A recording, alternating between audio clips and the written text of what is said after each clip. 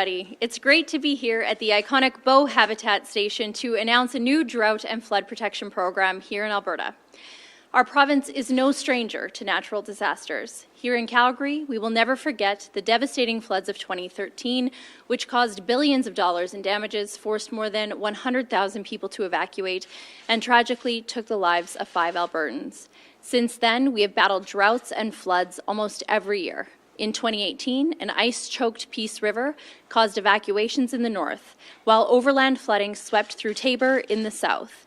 In 2020, ice jams sent water pouring into Fort McMurray and Fort Vermilion, once again forcing people out of their homes and causing $500 million in damage. And last year, Edson, Whitecourt, and more than a dozen other communities were hit with another round of floods.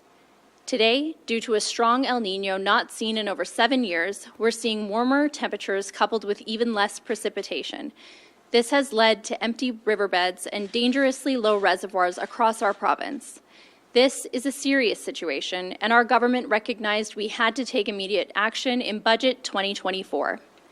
Albertans understand all too well the devastating impacts that droughts and floods have on our homes, businesses, and critical infrastructure, and of course, the dangers that it poses to the safety of individuals and families in every corner of our province.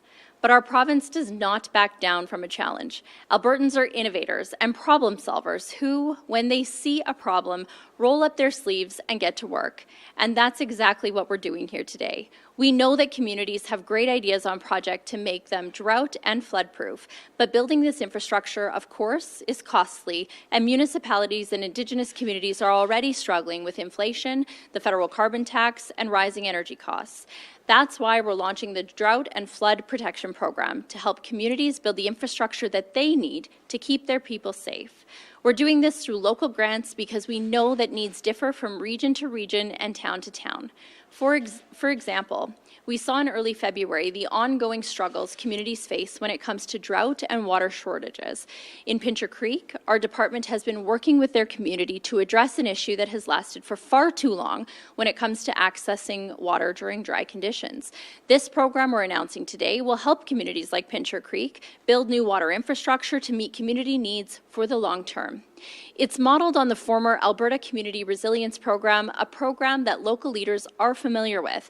And we're investing big, with over $125 million in funding, because we know that there are a lot of great projects just waiting to get the green light. This program is about funding the life-saving infrastructure needed to protect Alberta communities for years to come. But more than that, this is about people. It's about relocating water intake so that families have access to water. It's about improving water access and storage so that businesses can keep the economy going. It's about creating new flood barriers so that bridges don't wash out and so basements remain dry. It's about helping businesses stay open and families stay in their homes regardless of the weather. Our new Drought and Flood Protection Program will protect families, protect communities, and prepare our province for whatever comes in the years ahead. This program opens this year, and I anticipate applications will start rolling in very quickly. Thank you, and I'll now invite Minister Horner to highlight other important investments made in Budget 2024.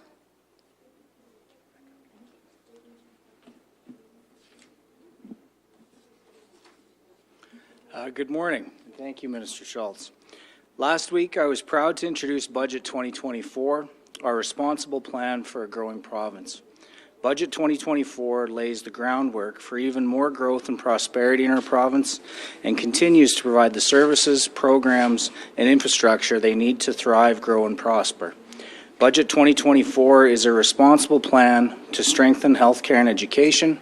It builds safe and supportive communities, manages our resources wisely, and promotes job creation to build Alberta's competitive advantage.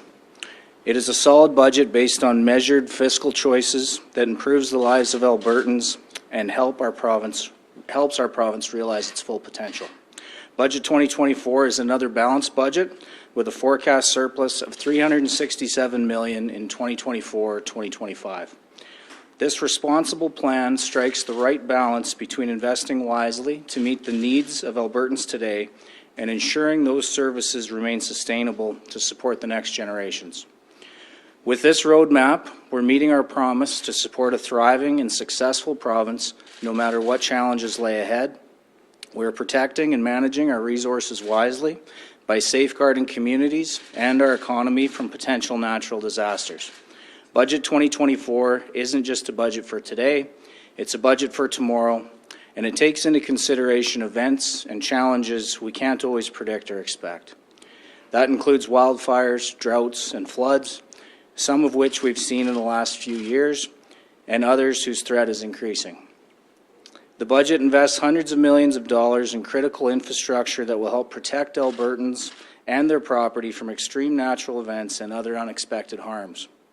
In total, we're providing $251 million in capital funding over 3 years for flood and drought mitigation projects. Another $539 million over 3 years will fund municipal and regional wastewater projects, and $418 million in capital funding over 3 years will build up Alberta's infrastructure to manage water, particularly irrigation projects that farmers and agriculture producers rely on.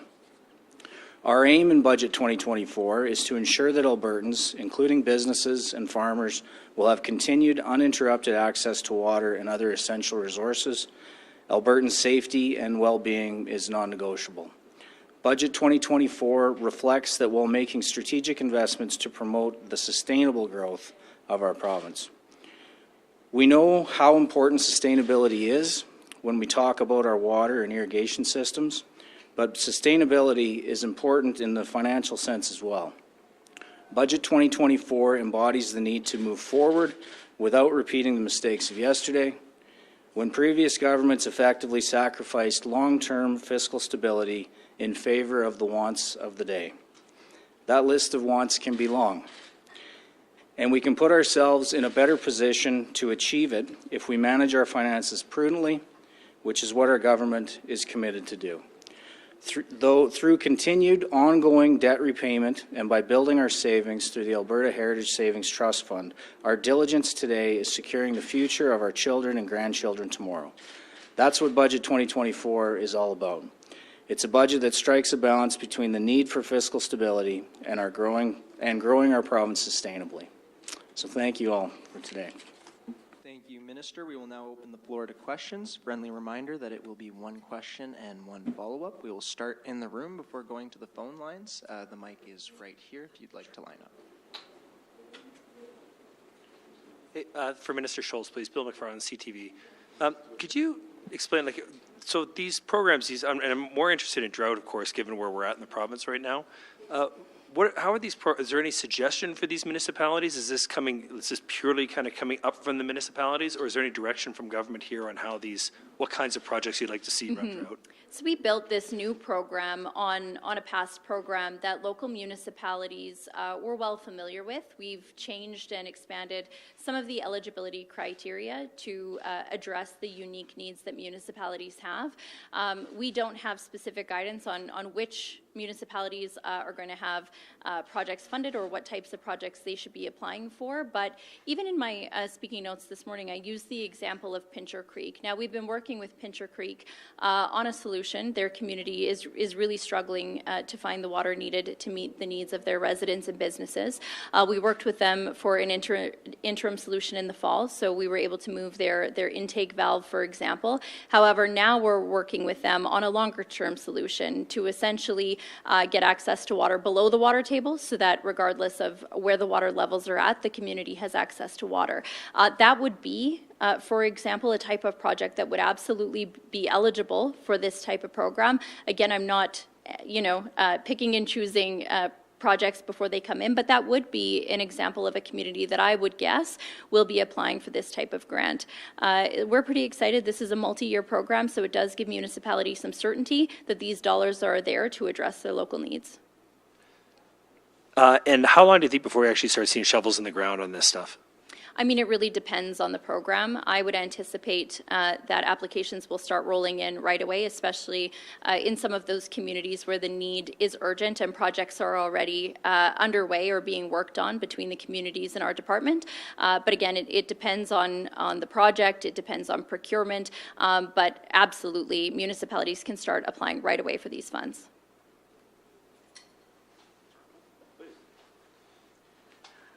Hi there, Aaron Wood, Live Calgary. Question for either minister. Will there be any funding in the budget here for things like evacuee centres or other types of emergency responses that municipalities have put forward, such as we saw last year?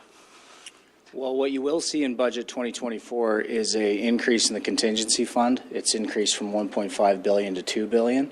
Some of that will move forward on a as-needed basis. We don't know where the emergency will be, and we don't know what type of emergency it could be. So it's probably a little early to tell, but what I like about this budget is it does provide us more flexibility. And with the work out of Minister Schultz's ministry and others, those conversations are already being had. So I feel like we're far better prepared to mitigate whatever comes. As a follow-up, so almost on the same question, but on the mutual aid side of thing, are we going to see some financial support for city municipal fire services that are called for to do wildland protection and other types of services and mutual aid from the province? Well, I maybe should let Minister Schultz take that. I know they've had those conversations between municipal affairs and forestry and parks, especially about how to better communicate if those municipal services and people are needed. You know, I have people driving up from Hannah, you know, last year, people driving up from Milk River. We know the stories, we know what it costs them. So I think we've learned a lot from last year, and those conversations are ongoing. Did you want to comment? No, I think Okay. you got it. Morning, Jillian Code with City News. It's a bit easier to put a price tag on how much a flood is costing people, but in terms of how much the drought has cost the province or producers over the past couple of years, even looking into this year, how much loss is there from that? It's a good question. I guess first you would look at the indemnities paid out through the insurance programs through AFSC if we're talking agriculture specific. Last year we spent about 2.9 billion in the contingency file. Some of that was in health. We had some physician compensation and a few other pieces of health that had to add to the in-year spend. The majority was about 850 million in wildfire, and the remainder through the indemnity payments. The fund has been basically completely depleted, but that has happened in the past as well. It happened in 2001, and there are statutory processes that come into place where we have assistance from the federal government, and some of that is paid back over time. But it's been in the billions, and that doesn't count, you know, what it's cost individuals around the province. So it's dramatic. And then I guess second to that, is there any plan for specific payments to individuals, I guess specifically in southern Alberta, who have had to transport water, get things done to make sure that their crops can grow? Well, I know Minister Schultz has done some great work with the municipalities that were, you know, have the potential to need kind of one-off assistance when it comes to trucking water to a community. I think they're going to look at those things. When it comes to individuals, we certainly want them to make sure that they're using the entirety of the insurance programs. This is where most of the capacity of government has to sit. We don't have the capacity to make everyone whole in every disaster, not even close. So it's a great time of year to encourage, you know, if you're not in the crop insurance program, consider it. I think there was a huge uptake in the MDI program through AFSC with the moisture deficiency insurance plan. So I think people are listening, and I think they're taking advantage of those programs because they see that's the real tool that they have at their disposal and ours. Thank you. Seeing no more questions in the room. Could I just add one piece? Oh, sure. I'm just going to add one more piece just to address what Minister Horner just said. We can't predict what type of situations we're going to find ourselves in throughout the spring. So we do have a new modeling contract put in place to help us monitor where we might be based on the snowpack and the precipitation that we've been receiving. We don't have the ability to make everybody whole, as Minister Horner just pointed out, but we are taking action to start those water sharing agreement negotiations with all major water users across Alberta so that we can make sure that everybody has access to water and that we're not seeing industries or municipalities left without. Those conversations are going very well, and that approach, in fact, has worked for us in the past, where all of our major water users have come together, rolled up their sleeves and said, okay, how can we conserve water so that every user within the system has some access to water? And so those are the conversations that we're having right now. And again, it's, I think, very important to talk to Albertans and to businesses about the importance of water conservation at a time like this. So every drop that is not used by you is likely going to be used by somebody else downstream.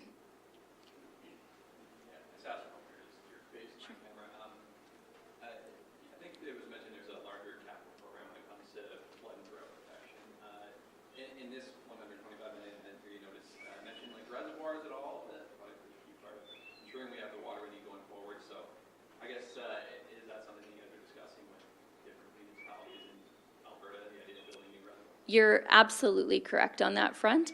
So I would say, in addition to this $125 million investment into community needs across the province, we of course also have a larger plan for water infrastructure here in Alberta. Of course, we have the Springbank Dam being worked on. We have the Bow River Reservoir options that are being looked at in terms of feasibility right now. We have Ardley and Airmore and some of those larger infrastructure pieces that are absolutely going to be necessary to give us the capacity we need to weather these extreme events, whether they be flood or drought in the future, and make sure that we are keeping the water that we have, that we are using our full allocations before that water flows into other jurisdictions. And so we're going to continue to work on those major pieces. Premier has also asked me to review our water allocation system as a whole and how we can maximize water allocation here in Alberta. And you're exactly right, storage is going to be a large part of that moving forward.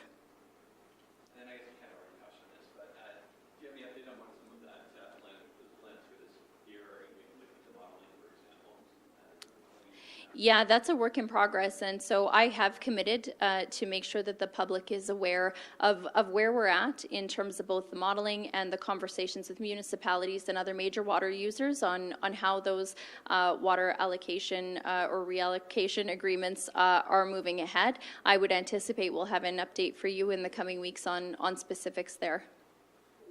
We will now be moving to the questions on the phone. Operator, could you put through the first question? Jonathan Bradley, Western Standard.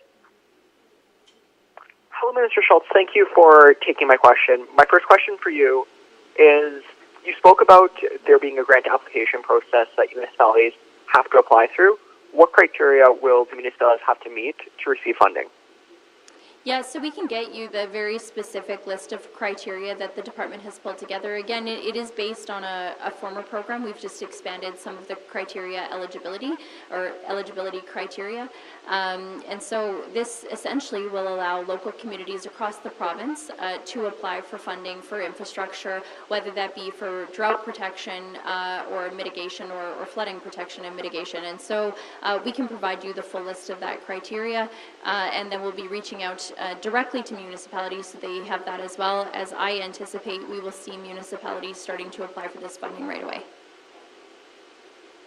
Okay, and with, you mentioned in your speech some examples of flooding and droughts that have happened in the last few years in Alberta.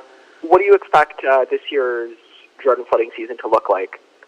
You know, we are expecting a significant drought this year, again, with the El Nino conditions we're seeing right across the country, quite frankly. Over 72% of Canada is going to be under drought conditions this year. That's the expectation, the numbers released from the federal government. And so we're not alone in this, but of course, this El Nino that we're in right now, with warmer than normal weather and less snow and precipitation than we would typically see at this type of year. Again, because we had a drought last year as well, it's even more significant. So we haven't seen a drought like this since 2001. But again, I would remind Albertans that we have seen this before in 2001. And when we saw that situation, Albertans really did come together to say, look, how can we conserve water? How can we use less and ensure that all of our neighbors have access to some water? We're taking that approach again. Again, we started early, even before the holidays, raising the flag on the fact that this is potentially going to be a very significant drought season. I had a lot of people checking in over the weekend to see how much this latest snowfall is going to help us. And unfortunately, it's still very, very dry compared to typical years. So, of course, we're hoping for more, but we can't bank on that. We have to be prepared, and that's what this announcement is about today. We can go to the next caller.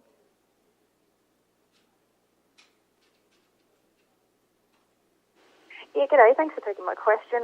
Thank you for the update on the voluntary sharing agreement negotiations. If you want to add any more details about how they're going, I'll take them. But specifically, I'm curious about First Nations and how they're involved in these discussions. I've spoken with some communities who are worried that they're not being part of any discussions that are happening with the province. So if you can let us know what's happening on that front, that'd be great.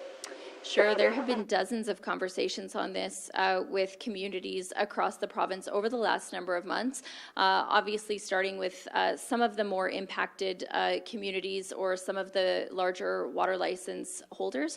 We can get some specifics on that in the coming weeks. It's a little bit too early. I've asked the same questions of my department, and so it's a little bit too early to outline specifically what actions are going to be taking, which water is being conserved, where that water is going to go.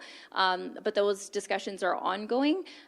We're hoping to have some more specifics to be able to share on that a little bit later this week. And then I would imagine as we get closer and closer to spring and, of course, the growing season, the town halls that we committed to have with all of our major water users, we have another one this week. The last one was about a month ago. I have a feeling that they're going to get a little bit closer together, especially as we see more action on those negotiations. So I would say stay tuned, but the department has been working closely, like I said, with dozens of conversations with communities going back to since December. I'm told that they are going quite well. Again, as many Albertans have been through this before, they see the benefits in collaboration. And so I would just say stay tuned for more specifics on that.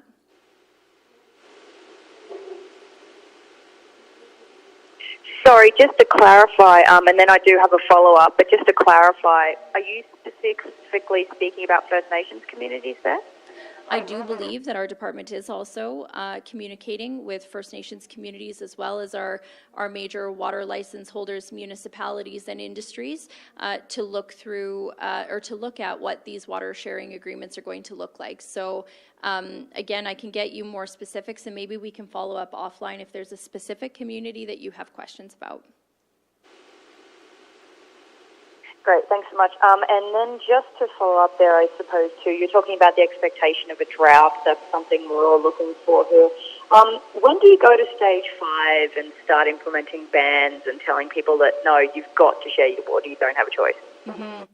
That would be a very serious step. We've never declared a Water Act emergency here in the province of Alberta, despite the fact that we have been through significant droughts before.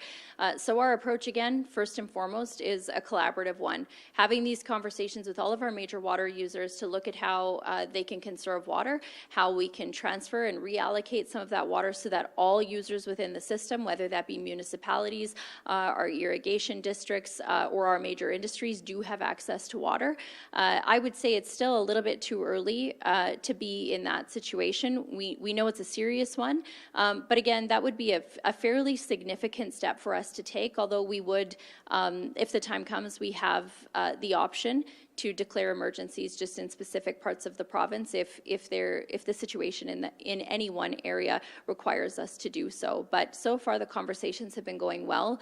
Our water advisory panel has also been stood up and they're running. They're bringing forward things that we can do in the short term to help us manage or maybe have some more flexibility on how we manage water. And then I would anticipate there will be larger conversations and longer term changes that we need to make as well.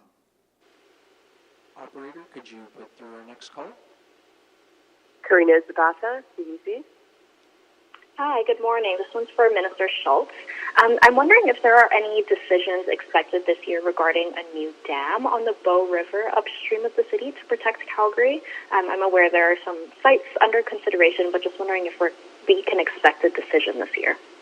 Well, you're absolutely correct. Our department right now is doing the feasibility and geotechnical work to understand those three options that we're looking at and then come forward to me with a recommendation. I have asked if there's any way that we can expedite that work. Again, just given the situation we find ourselves in, I think it would be prudent to move as quickly as possible, but we also want to make sure that we have enough time to adequately look at all three of those options and determine which is best in the short term and which one we need to move forward on first. So I would say more to come on that. I'm hoping we have an update this spring, but like I said, the technical work right now is still being completed, and more to come. I don't imagine we'll have a final decision in the coming weeks or anything like that, but we wanted to make sure that they have the opportunity to do the technical and feasibility work that's needed.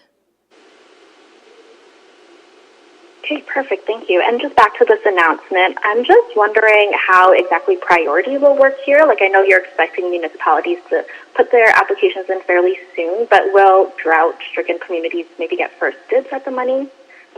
You know, it depends on the projects that come in. I would say that we're going to be looking at all sorts of types of projects. Anything from berms and flood walls, bank protection, and stabilization work could all be considered under this program. I would say, again, it depends on what comes in. I mean, right now we're largely focused on drought here in Alberta. That's the topic we hear most about. But again, we know that in June there is still risk of flooding, and we saw that last year and the year before that as well. And so it's hard to say that one will take precedent over the other, but I do think project readiness is going to be a key deciding factor in how we move forward. We can go to our next caller. Catherine Grigowski, Alberta Today. Good morning. This news conference is being held the same day Desjardins is saying they will no longer be providing mortgages in Quebec in certain flood zone areas, and I'm wondering whether that type of thing will be factored into the application, whether these flood mitigations will improve Albertans' chances of getting insured. Does that factor in at all? You know, I saw that headline, but I don't know much about that announcement or what those details look like. So maybe more to come on that. I can have somebody from the department follow up with details, but we may not have it today given that just came out. And for a follow-up, I know you mentioned, Minister Schultz, that you're considering overall water use in the province.